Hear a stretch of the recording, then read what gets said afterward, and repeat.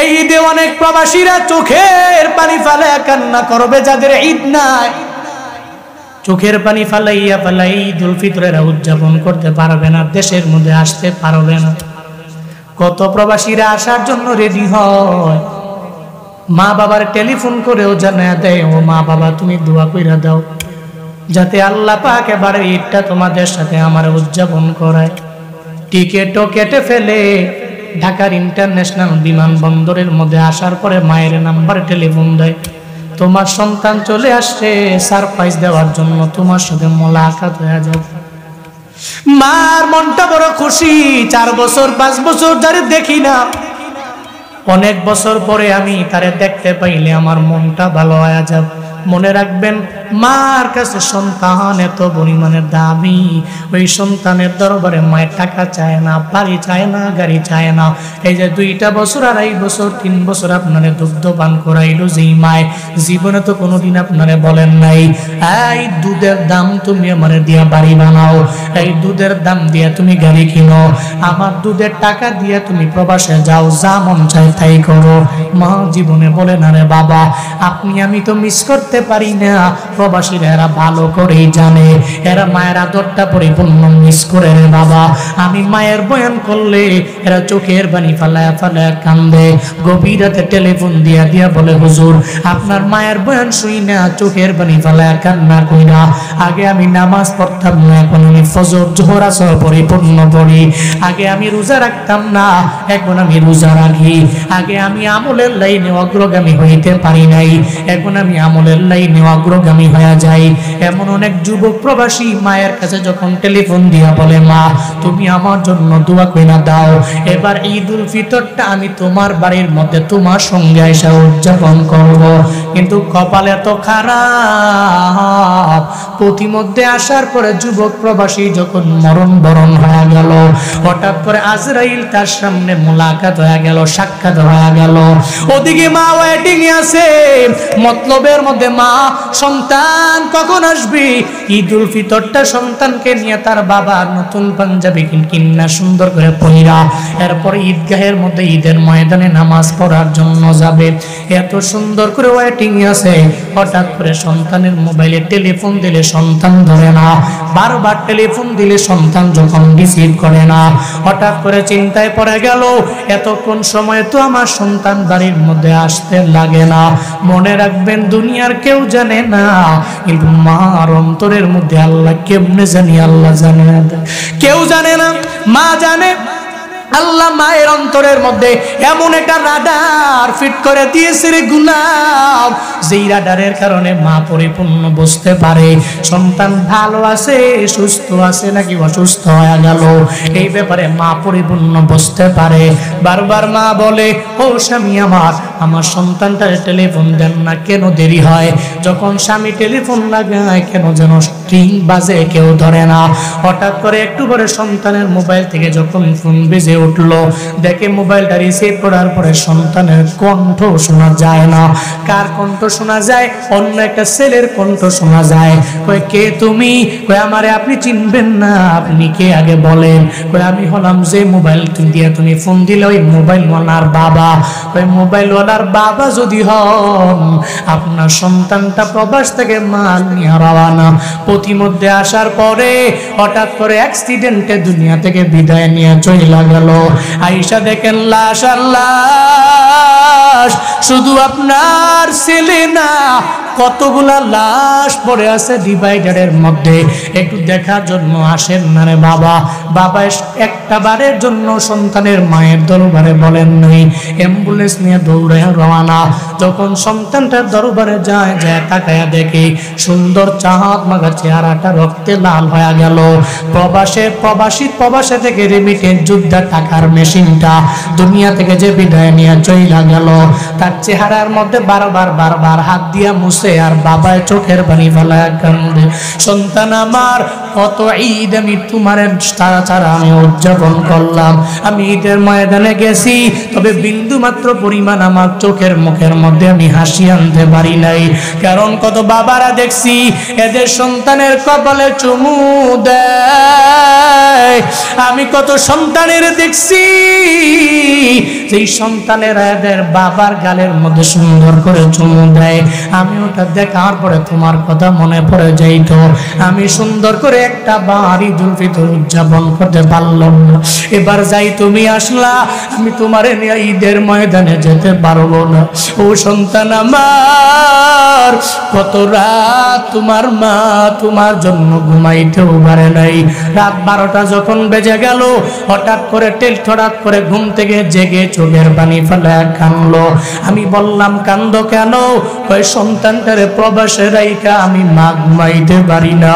ও ঠিক মতো খাইলো কিনা, ও ঠিক মতো ঘুমাইতে গেল কিনা, ও ঠিক মতো আরাম করতে পারে কিনা, ও ঠিক মতো কাজকর্মের মধ্যে যাইতে পারে কিনা, এই চিন্তা নিয়ে কত রাত তোমার মা আরামের বিছানার মধ্যে ঘুমাইতে পারে নাই। ও সন্তান আমার, আজকে আমি বাড়ি যাওয়ার পর তোমার লাশ নিয়ে তোমার মায়েরে আমি কি বলবো বিন্দু মাত্র পরিমাণ আমার কোনো জানা নাই, আমার কোনো ভাষা আমার জানা নাই। তোমার মায়ের দরবারে কোন বডি নিয়ে আমি বলবো ধরো তোমার সন্তানটারে তুমি জীবনের শেষ বিদায় দিয়া দাও। কথা বেশি না বাড়াইয়া অ্যাম্বুলেন্স নিয়ে বাবায় যখন রওনা, এদিকে মার মনে অনেক পরিমাণে খুশি আর আনন্দ। এত বছর পরে সন্তান আসবে, হঠাৎ করে অ্যাম্বুলেন্সের সাউন্ড যখন গ্রামের মধ্যে শুনতে পায়, মায়ের মনটা খারাপ হয়ে গেল। হঠাৎ কেন আমার এলাকার মধ্যে অ্যাম্বুলেন্সের সাউন্ড শুনতে পাই, এই চিন্তায় পরে মা দৌড়ে দরওয়াজা ওপেন করে উঠানের সামনে গিয়া মা দাঁড়ায় রইল, কোন সময় আমার সন্তানটা আমার কাছে আসবে। হঠাৎ করে দেখে অ্যাম্বুলেন্স অন্য কোনো বাড়ির মধ্যে যায় না, প্রবাসে থাকনেওয়ালা ওই টাকার মেশিনটা অ্যাম্বুলেন্সে কইরা মায়ের মানিকটা মায়ের সামনে রওয়ানা। টাকায় দেখে সন্তানের লাশ মায়ের সামনে যখন হাজির হয়ে গেল, মা চোখের পানি ফেলে ফেলে কাপড়ের আঁচল দিয়া চোখের পানি মুছে, আর একটা পর্যায়ে বারবার চোখের পানি ফেলে কান্না করে, ও সন্তান আমার, কেন তুমি আমারে বিদায় দিয়ে চইলা গেলা? তোমার গোসলের জন্য আমি গরম পানি রেডি করলাম, একটু আরামের গোসলের জন্য। এখন তুমি চাইলেও আর গোসল করতে পারবা না। এখন ওই গরম পানির ভিতরে একটু বড়ই বাদা দিয়া আবার গরম কইরা তোমার জীবনের শেষ গোসলটাও দিয়ে দেওয়া লাগবে। ও সন্তান আমার, আমি মা তোরে ছাড়া কেমনে থাকবো আমায় বল? আমি মা তোরে ছাড়া ঈদুল ফিতর কেমনে উদযাপন করবো আমায় বল? আমি মা তোরে ছাড়া ঈদুল আজহা কেমনে উদযাপন করবো আমায় বল? আমি মা তোরে ছাড়া ঈদ উদযাপন করতে পারবো না। চোখের পানি ফালাইয়া কাপড়ের আঁচল দিয়া বারবার পানিগুলা মুছে, আর সন্তানের দরবারে মা চোখের পানি ফালাইয়া কান্না করে। এমন ভাবে অনেকের মরণ হয়, ঈদ উদযাপন করতে পারে না। এমন নজির প্রমাণও আছে, ঈদের জন্য পাঞ্জাবি কিনলো, ঈদের ময়দানে যেতে পারেন নাই, ঈদের আগের দিন দুনিয়া থেকে বিদায় নিয়ে চইলা গেল। ও আল্লাহর বান্দারা, 26 সালে রমজান পাবো কি পাবো না, এই ব্যাপারে জুনায়েদ আল হাবিবের গ্যারান্টি নাই, এই ব্যাপারে আপনারও গ্যারান্টি নাই, এই ব্যাপারে সমাজ কল্যাণ পরিষদের যুবকদের গ্যারান্টি নাই। যেহেতু গ্যারান্টি নেই, এই রমজান আমার শেষ রমজান মনে করে একটু কদরের রাতটাকে তালাশ কইরা বাকি 2টা রাত একটু আমল কইরা দেন রে বাপ, একটু তিলাওয়াত কইরা সময়টারে পাস করেন রে বাপ, একটু জিকির আজকার কইরা একটু আমল কইরা একটু আমার আল্লাহর দরবারে গ্রহণযোগ্য বান্দা হয়ে রমজানটারে একটু বিদায় দেন না। আল্লাহ পাক রব্বুল আলামিন এই রমজানের প্রত্যেকটা রোজাকে কবুল করে নেন, পড়ে না আমিন। সাহারিগুলোকে কবুল করেন, পড়ে না আমিন। তারাবি কবুল করে নেন, পড়ে না আমিন। মদিনাওয়ালা নবী বয়ান করতে লাগলেন, ও সাহাবায়ে কেরাম, আগের জামানার উম্মতেরা এত পরিমাণে হায়াত পেত, এদের আমলের সংখ্যাও এত পরিমাণ বেড়ে যেত। সাহাবায়ে কেরাম চিন্তিত হয়ে গেলেন, নবীজি বয়ান করতে লাগলেন, বনি ইসরাইলের এক আল্লাহর বান্দা হায়াত পেয়েছে 1000 বছর, জিহাদের মধ্যে কাটায়াও দিয়েছে 1000 বছর। হায়াত পাইল 1000 বছর, জিহাদের ময়দানে কাটায়া দিল 1000 বছর। আমরা তো হায়াত পাই কম, তাহলে জিহাদের ময়দানেও যেতে পারলাম না। আবার অল্প হায়াতের মধ্যে নামাজও পড়ি কম, রোজাও রাখি কম, আমলও করি কম। সাহাবায়ে কেরাম চিন্তিত হয়ে গেলেন, এর মানে এরা মনে হয় আমগো আগে রবের জান্নাতের মধ্যে চলে যাবে। মদিনাওয়ালা নবী শুধুমাত্র বান্দার ব্যাপারে বলেন নয়, নবীজি বলতে লাগলেন আগের জামানার আম্বিয়ারা এত পরিমাণে হায়াত পেত, টানা ইবাদতের মাধ্যমে সময় কাটায় দিতে পারত। উনি বয়ান করলেন হযরতে জাকারিয়া আলাইহিস সালাতু ওয়াস সালাম, হযরতে হিজকির আলাইহিস সালাতু ওয়াস সালাম, হযরতে ইউসা আলাইহিস সালাতু ওয়াস সালাম, হযরতে আইয়ুব আলাইহিস সালাতু ওয়াস সালাম। টানা এরা 80 বছর একটানা ইবাদতের মাধ্যমে এরা কাটায় দিয়ে দিল। সাহাবায়ে কেরাম বলে, নবী আমাদের হায়াতের বেলা বড় কম, এরা দুনিয়াতে হায়াত পাইল এত পরিমাণে বেশি, এরা তো আমগো আগে জান্নাতের মধ্যে চলে গেলে আমরা যাব কেমনে? আল্লাহ কয় চিন্তা নাই, টেনশন করার প্রয়োজন নাই। আই জিবরাইল সূরা কদর নিয়ে আমার মদিনাওয়ালা নবীর দরবারে যাও, আমার নবীর দরবারে গিয়ে জানিয়ে দাও চিন্তা করার প্রয়োজন নাই। আমার নবীর উম্মতেরা যদিও হায়াত পাইবে 50, যদিও হায়াত পাইবে 60, যদিও হায়াত পাইবে 70, যদিও হায়াত পাইবে 80, টেনশন নাই। এদের আমি আল্লাহ এমন এক দামি রাত দিয়া দিলাম, যেই রাতের বেলা এক রাতে আমল করার বিনিময়ে 1000 মাস ইবাদত করলে যেই সওয়াব হবে, এক রাতের আমলের বিনিময়ে সেই যাজা আল্লাহ দিয়া দিবে। ইয়া ইলাহি তো মেরা মাবুদ হ্যায়, ইয়া ইলাহি तो मेरा माशूक है, या इलाही तो मेरा हन्नान है, या इलाही तो मेरा मन्नान है। আগের জামানার উম্মতেরা হায়াত পাইতো 1000 বছর, আমাদের 1000 বছর হায়াত পাওয়া লাগবে না, মাত্র 50-60 বছর হায়াত পাইলেই আমাদের জন্য কাফি। মদিনাওয়ালা নবী বললেন আমরা দুনিয়াতে আসলাম সবার পরে, কিন্তু জান্নাতে যাব আমরা সবার আগে। নাহনুল আখিরুনা সাবিকুন, যদিও আমরা আখিরি নবী এবং আখিরি নবীর উম্মত, আমার উম্মত, কিন্তু জান্নাতে কেমন করে আমরা সবার আগে যাব জানেননি? হাসরের ময়দানে জান্নাতের দরওয়াজার মধ্যে একজন দারোয়ান দাঁড়ায়া থাকবে। সব নবীরা গেলেও জান্নাতের দরওয়াজা ওপেন করা হবে না, ওই জান্নাতের দরওয়াজা পরিপূর্ণ বন্ধ। হাসরের ময়দানে নবী উম্মতদেরকে বাইসা বাইসা যখন দরওয়াজার সামনে গিয়া দাঁড়ায়া যাবে, দারোয়ান বলবে কি আপনি? কয় আনা মুহাম্মদ। সঙ্গে কারা? কয় উম্মতদের নিয়ে আমি চলে আসলাম। কয় নবী আমার, যেদিন থেকে আল্লাহ জান্নাত বানাইছে ওদিন থেকে জান্নাতের দরওয়াজার মধ্যে আমি দাঁড়ায়া রইলাম আপনার জন্য অপেক্ষমান। আপনার আগে কেউ জান্নাতের মধ্যে ঢোকার কোনো পারমিশন নাই, আপনার আগে কোনো অনুমতি নাই। আজকে জান্নাতের 8টা দরওয়াজা আপনার জন্য ওপেন আছে। সব নবীর আগে, নবীর উম্মতের আগে যেই দরওয়াজা দিয়া মন চায় ওই দরওয়াজা দিয়েই জান্নাতে ঢুকে যায়। আতিনা ফি দারে দুনিয়া না হাসানাতিনা ফি দারে উকবা না হাসান, ইয়া গিয়াসল মুস্তাগীসি নাহদিনা লদ্দিকারা বিল উলুমে ওয়াল গিনা। হর গরিদে নেকো তু তৈয়ার है, झूना मांगे उस्त तू बेजार है। তাহলে অন্যান্য নবীর উম্মতের চাইতে আমগো দাম আল্লাহর দরবারে কম না বেশি? কুনতুম খায়রা উম্মাতিন উখরিজাত লিন্নাসি তা'মুরুনা বিল মা'রুফ ওয়া তানহাউনা আনিল মুনকার ওয়া তুমিনুনা বিল্লাহ। চিল্লা পড়েন আল্লাহু আকবার। আল্লাহ পাক বলেন, এই উম্মতে মুহাম্মাদি বড় দামি করে দুনিয়ার মধ্যে আমি আল্লাহ তোমাদের পাঠাইলাম।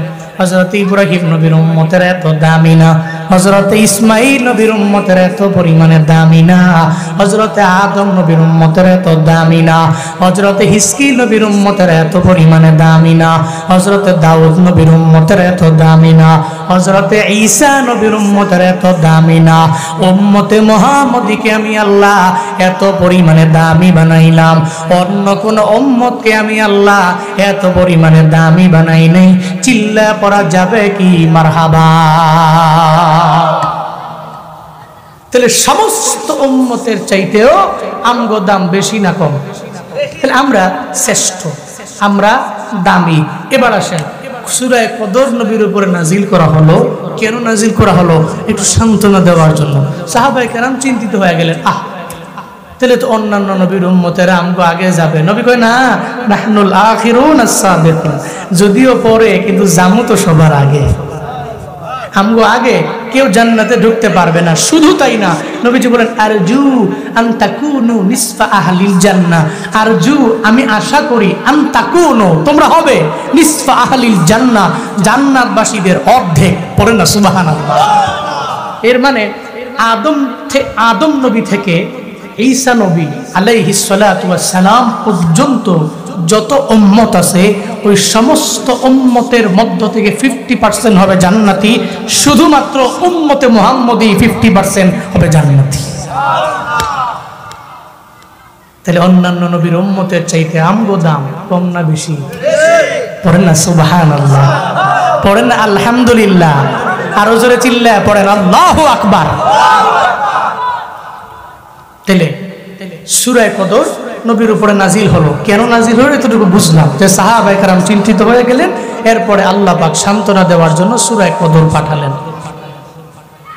ইন্না আনজালনাহু ফি লাইলাতিল কদরি ওয়া মা আদরাকা মা লাইলাতুল কদর লাইলাতুল কদরি খায়রুম মিন আলফি শাহর তানাজ্জালুল মালাইকাতু ওয়ার রূহু ফিহা বিইذনি রাব্বিহিম মিন কুল্লি আমর সালামুন হিয়া হাত্তা মাতলাইল ফাজর। চিল্লা পড়েন আল্লাহু আকবার। আল্লাহ পাক বলেন, ইন্না আনজালনাহু ফি লাইলাতিল কদর, আমি নাজিল করেছি। আনজালনাহু, এই হুয়ের মার্জা হলো কোরআন। কোরআনকে আমি আল্লাহ নাজিল করেছি কোন রাতে? কয় ফি লাইলাতিল কদর, কদরের রাতে আমি আল্লাহ কোরআনটাকে নাজিল করলাম।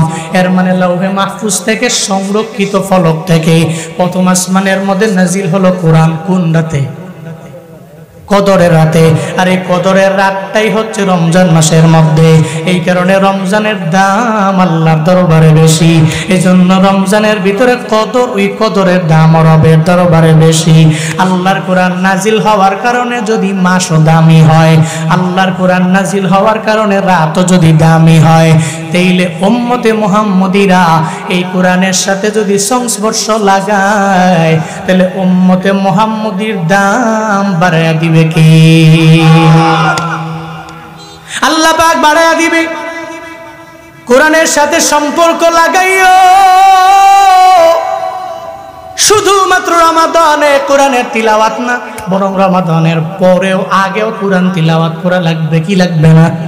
শুধুমাত্র রমজান আসলে কোরআন ধরলাম, রমজানের পরে ভুইলা গেলাম। এই আম্মা জানেরা, আমি দেখছি আম্মা জানেরা রমজানে কোরআন তিলাওয়াতের মাত্রা বাড়ায়া দেয়, রমজানের পরে গেলে আম্মা জানেরাও ভুইলা যায়। না গো আম্মারা, বরং ঘরের মধ্যে আপনিও ফজরের নামাজ পড়ে সূরা ইয়াসিনের তিলাওয়াতে বসে যান। আপনার মেয়েটাকেও নিয়ে বসে যান, আপনার পুত্রবধূকে নিয়েও তিলাওয়াতের মধ্যে বসে যান। এই আব্বারা, আপনিও ফজরের নামাজ বা জামাত আদায় করে ইয়াসিন পড়েন। আপনার ছেলেটাকেও নামাজ পড়াইয়া তিলাওয়াত করার জন্য উদ্বুদ্ধ করেন, ইন্সপায়ার করেন। আল্লাহর কসম করে বলে গেলাম, যদি কোরআন তিলাওয়াতের মাত্রাটা বাড়াইয়া দিতে পারেন, আপনার বউ যদি তিলাওয়াত করে, আপনার মেয়েও যদি তিলাওয়াত করে, আপনার পুত্রবধূ যদি তিলাওয়াত করে, আপনিও আপনার ছেলেও যদি তিলাওয়াত করতে পারেন ফজরের পরে ইয়াসিন, আল্লাহর কসম দুবার তিনবার করে বলে যাই, যদিও রিজিক মাসে লক্ষ, 1.5 লক্ষ, 2 লক্ষ টাকা না, অল্প টাকা, ওই টাকাতেও বরকত বাড়াইয়া দিতে পারে কি? আল্লাহর কোরআনের সাথে সম্পর্ক লাগানো লাগবে। আল্লাহ পাক বলেন, আমি আল্লাহ নাজিল করলাম লাইলাতুল কদরের মধ্যে কোরআনে। কোরআন বড় দামি, যেই কদরের মধ্যে নাজিল হলো, কদরের দামও আমার মাওলার দরবারে এত পরিমাণে বেড়ে গেল। এবার আল্লাহ পাক মদিনাওয়ালা নবীরে জানায়া দেয়, ওয়া মা আদরাকা মা লাইলাতুল কদর। এই পয়গম্বর, কদরের রাতের ব্যাপারে আপনি জানেন কি? এই ব্যাপারে আপনার ধারণা কি পরিমাণ আছে একটু বলেন না। এটা প্রশ্ন করি আল্লাহ পাক রব্বুল আলামিন নবীর কাছ থেকে জবাবের আশা করেন নাই, সঙ্গে সঙ্গে আল্লাহই জানায়া দিলেন, লাইলাতুল কদরি খায়রুম মিন আলফি শাহর। লাইলাতুল কদর, কদরের রাত এত পরিমাণে দামি রাত, কয়টা 1000 মাসের চাইতেও উত্তম রাত। চিল্লা পড়া যাবে না সুবহানাল্লাহ। কদরের রাত 1000 মাসের চাইতে উত্তম রাত। এবার 1000 মাস কত বছর হয়? ক্যালকুলেটর দেন। 1000 মাস ক্যালকুলেটর দিলে তাহলে 83 বছর 4 মাসের ইবাদতের সওয়াব হয়। এর মানে এক কদর তালাশ কইরা খালি 2 রাকাত, 4 রাকাত, 6 রাকাত নফল নামাজ পড়তে পারলেই এক রাতের আমলের বিনিময়ে 83 বছর 4 মাসের ইবাদতের সওয়াব আল্লাহ পাক আমল নামে দিয়ে দিবেন। এবার সাহাবায়ে কেরামকে নবী বললেন, চিন্তা করো কেন তাহলে অন্যান্য নবীর উম্মতেরা হায়াত পাইল 1000 বছরে, এরা আমল করলো 1000 বছরের আমল। এদেরকে তো কদর দেওয়া হয় নাই, তোমাদেরকে তো কদর দেওয়া হয়েছে।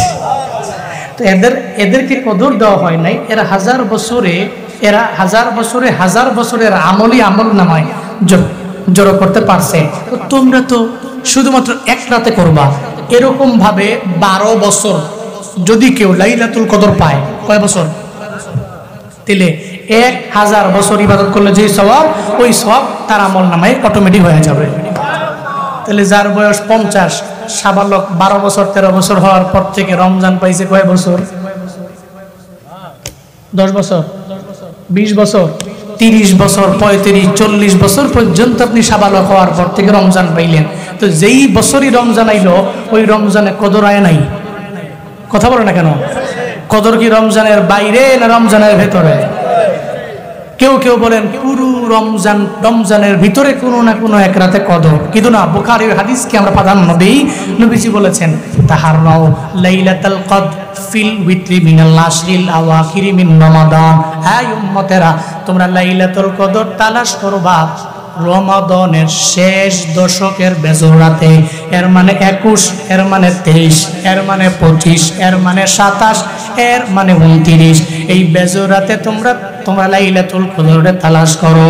এই জন্য আমগো গ্রাম এলাকায়, আমগো দেশেও দেখবেন 21 তারিখে তারাবি, 21 রমজানের তারাবি পড়ার পরে এরপরে কদরের নামাজ পড়েন 4 রাকাত। এরপরে আবার 23 তারিখেও একই কথা বলে, এরপরে 25 তারিখে একই কথা বলে। দেখবেন আজকেও কদরের নামাজ পড়বে, আবার 29শে রমজানের তারাবির পরেও আবার কদরের নামাজ পড়বেন কি পড়বেন না? এটা মনে করা যাবে না শুধুমাত্র 27 তারিখই কদর। এটা মনে করা যাবে কারণ নবীজি বলেছেন, তোমরা শেষ দশকের, রমজানের শেষ দশকের বেজুর রাতে লাইলাতুল কদরকে তালাশ করো। তাহলে 27 আপনারে বললো কেডা যে এটাই লাইলাতুল কদর? এই জন্য কোনো বেজুর রাতকেই কোনোভাবে ছোট করে দেখা প্রশ্নই ওঠে না। ছোট করে দেখা যাবে 21 তারিখেও যেমনি পড়বো, 23 তারিখেও পড়তে হবে, 25 তারিখেও পড়তে হবে, 27 তারিখেও পড়তে হবে, 29 তারিখ পড়তে হবে। যদি আপনি 27 রাতকেই গুরুত্বপূর্ণ মনে করে বাকি রাতে যদি আমল না করেন, এমনও তো হতে পারে আপনি কদর হারায় ফেলছেন। 1 বছরের কদর হারায় ফেললেন মানে আপনি 83 বছর 4 মাস ইবাদতের সওয়াব থেকে বঞ্চিত হয়ে গেলেন। একটু ভাবেন। আপনার এক ব্যবসাতে আপনি ইনভেস্ট করেছেন 20 লক্ষ টাকা, আপনি লস খাইছেন, পুরা দমে লস। আপনি তো আফসোস করতে করতে কাঁদতে কাঁদতে অজ্ঞান হয়ে যাবেন। হইল কি? এমনকি মৃত্যু পর্যন্ত এর একটা তাসির, এর একটা প্রভাব আপনার মনে বারবার বাড়িয়ে দিবে, করলাম কি যদি না করতাম। আপনার এই 20 লক্ষ টাকার লস, আপনার মৃত্যু পর্যন্ত আপনি আফসোস করলেন, কপাল পোড়া। আপনার কত রমজান চলে গেল, আপনার কত কদর চলে গেল, একটু কি চিন্তা করতে পারলেন না? হায়, একটা কদর যে চলে গেল, এর মানে 83 বছর 4 মাসের ইবাদতের সওয়াব তো হারাইলাম। কয়বার আফসোস করছি আমরা? অথচ যেই কদরের কারণে আমরা দামি। আমরা 5 কারণে বড় দামি। কয় কারণে? 1 নম্বর কারণ হলো কারণ আমরা পাইলাম সাইয়্যিদুল আম্বিয়া, সব নবীদের নবী পাইছি আমরা, এই কারণে আল্লাহর দরবারে আমগো দাম কম না বেশি? কেমন নবী পেয়েছো ও মতলবের মানুষেরা? এমন নবী আমার, সব নবীর চাইতে যেই নবীর দাম আমার আল্লাহর দরবারে বেশি। মেরাজে যে আল্লাহ নবীকে নিয়ে গেলেন, ওই মেরাজ সত্য না মিথ্যা? কথা কয় না কেন? কেউ যদি বলে আমি হারাম শরীফ থেকে যে আকসা পর্যন্ত নবীর মেরাজ এটা মানি না, এর মানে সে কোরআনও মানে না, এর মানে সঙ্গে সঙ্গে সে কাফের হয়ে গেল। সুবহানাল্লাযী আসরা বিআবদিহি লাইলাম মিনাল মাসজিদিল হারাম ইলাল মাসজিদিল আকসা আল্লাযী বারাকনা হাওলাহু লিনুরিয়াহু মিন আয়াতিনা ইন্নাহু হুয়াস সামিউল বাসীর। চিল্লা পড়েন আল্লাহু আকবার। আল্লাহ পাক বলেন সুবহানাল্লাযী, পুত পবিত্র রব, আল্লাযী আসরা, যে আল্লাহ পাক রব্বুল আলামিন মেরাজ করালেন, যে আল্লাহ পাক ভ্রমণ করালেন নবীরে, রাতের একাংশের মধ্যে আল্লাহ পাক নবীরে ভ্রমণ করালেন। হারাম থেকে নিয়ে আকসা পর্যন্ত আমার নবীর যে ভ্রমণ, এটা যারা মানবে না, ও কোরআন মানে না, সঙ্গে সঙ্গে ও অস্বীকারী কাফের হয়ে যাবে। এর মানে নবীকে যে আল্লাহ মেরাজে নিয়ে গেলেন, মদিনাওয়ালা নবীরে নেওয়ার জন্য মিকাইল আসলেন, ইসরাফিল নেওয়ার জন্য আসলেন। আবার কেউ কেউ বলেন না না, শুধু মিকাইল ফেরেশতা জিবরাইল নিয়ে আসলেন। এরপরে সঙ্গে সঙ্গে যখন নিয়ে রওনা, আমার নবীকে বোরাক নিয়ে রওয়ার মধ্যে ঘটলো। এই ব্যাপারে মেরাজের বয়ানে আপনারা শুনতে পাইছেন রে বাপ। নবীরে যে নিয়ে গেলেন একটা বড় যে দুনিয়াবি লাইনের শেষ ডেস্টিনেশন, মানে গন্তব্যস্থান, ওইটা হলো বাইতুল আকসা, জেরুজালেমের আকসা মসজিদ। ওই জায়গায় বোরাকটাকে সুন্দর করে দেয়ালের মধ্যে লাগাইয়া জিবরাইল কয়, নবী এবার চলেন না। নবীকে সঙ্গে করে লইয়া যখন আকসার মসজিদের মধ্যে ঢুকলেন, মদিনাওয়ালা নবী তাকায়া দেখে রে, এত গভীর রাতের মধ্যে আকসা মসজিদের মধ্যে কতগুলা মানুষ দেখা যায়। কেউ দাঁড়ায় আছে, কেউ কেউ বৈশা রইল, আবার কেউ কেউ সিজদার মধ্যে সিজদা দিতে লাগলো। চিন্তায় পড়ে গেল, নবী আমার এরা কারা? এত রাতের বেলায় মসজিদের মধ্যে এরা কোত্থেকে আসলো? জিবরাইল কয়, পয়গম্বর আমার, আপনি চিন্তা করবেন না, আপনার দাম আল্লাহর দরবারে কত, এই ব্যাপারে আল্লাহ পাক আপনারে জানান দেওয়ার জন্য সব আসমানি যত নবী আছে সব নবীদের আল্লাহ পাঠায়া দিয়েছে। সব নবীরা আজকে আকসা মসজিদে আপনার সম্মানে আজকে দাঁড়ায়া রইল। আপনি ভেতরে ঢুকবেন, আপনাকে ওয়েলকাম জানাবে, আপনাকে অভিবাদন জানাবে, আপনাকে কনগ্রেচুলেশন জানানোর জন্য, আপনাকে অভিবাদন জানানোর জন্য, আপনাকে সুসংবাদ দেওয়ার জন্য আল্লাহ সমস্ত নবীর আকসা মসজিদের মধ্যে হাজির করেছে। চিল্লায়া পড়া যাবে কি মারহাবা? মদিনাওয়ালা নবীকে বললেন, ও পয়গম্বর, চিন্তা নাই, সব নবীরা আপনার জন্য ওয়েটিং আছে, আপনার জন্য অপেক্ষায় দাঁড়ায় রইল গো নবী। মায়ার নবী জানায়া দিলেন এখন কি করা লাগবে? কয় 2 রাকাত নামাজ পড়বেন। কয় সামনে কে যাবে? কয় সামনে তো অন্যান্য নবীরা যেতে পারে। মদিনাওয়ালা নবী বললেন আমার আগে কত সিনিয়র নবী দুনিয়ার মধ্যে আসলো, ওনারা হায়াত পাইল অনেক বেশি, ওনাদের উম্মত ছিল অনেক পরিমাণে বেশি, এরা আমার আগে যাবে রে জিবরাইল, আমি তো সবার আগে কোনোভাবেই যেতে পারবো না। জিবরাইল কয় নবী না না, বরং সব নবীদের আগে আপনি সামনে যাওয়া লাগবে, কারণ আপনার লকব হলো আপনি ইমামুল মুরসালিন, সমস্ত মুরসালিনদের নেতা। আল্লাহ পাক আপনার বড় মায়া করে বানাইছে। আপনার সামনে ইব্রাহিম নবী যেতে পারবে না, আপনার সামনে আদম নবী যেতে পারবে না, আপনার সামনে ইসমাইল নবী যেতে পারবে না, আপনার সামনে ঈসা নবী যেতে পারবে না, আপনার সামনে অন্য কোনো রাসূলুল্লাহ যাবে না, আপনার সামনে অন্য কোনো নবীরা যাবে না। নবী আপনি সামনে যাবেন, 2 রাকাতের ইমামতি আপনারই করা লাগবে। পড়েন সুবহানাল্লাহ। আল্লাহ পাক বলেন উম্মতে মুহাম্মদী বড় দামি জাত। কেন এরা দামি? কয় 1 নম্বরে মদিনাওয়ালা নবীর কারণে এরা দামি। 2 নম্বরে কেন দামি? কয় সাইয়্যিদুল কুতুবের কারণে এরা দামি। সমস্ত আসমানি কিতাবের লিডার হলো কোরআন, এই কোরআনের কারণে এরা দামি। 3 নম্বরে কেন উম্মতে মুহাম্মদী দামি? মুহাম্মদী দামি হয়েছে রমাদানের কারণে। এই যে রমজান আসলো, বিদায় নিয়ে চলে যাবে বাপরে বাপ, এত পরিমাণে আনন্দ আমার, শুধুমাত্র ঈদের জন্য আমার কেনাকাটা করা লাগবে। আমরা তো গেলাম কিন্তু আমগো মা বোনদের ঠেলায় তো এখন মার্কেটের মধ্যেও ঢোকা যায় না। মা বোনেরা নিজে গিয়া কিনা লাগবে, স্বামী আইনা দিলে পছন্দ হয় না। কয় তোমার পছন্দ ভালো না, তুমি মনে হয় কম দামি ড্রেস কিনা নিয়ে আসলা। দেখবেন মা বোনেরা নিজেরটা কেনার জন্য টাকা নিয়ে জোর কইরা বাহিরে যায়। এবার পর্দা করে তো কেউ যায়, আলহামদুলিল্লাহ। এমন কিছু আছে সাজিয়া গুজিয়া এরপরে মার্কেটে দোকানদারের সামনে গিয়া কয় আমার একটা দামি 30 পিস দাও। এরপরে 30 পিসের দাম যদি হয় 2000, দাম চায় 6000।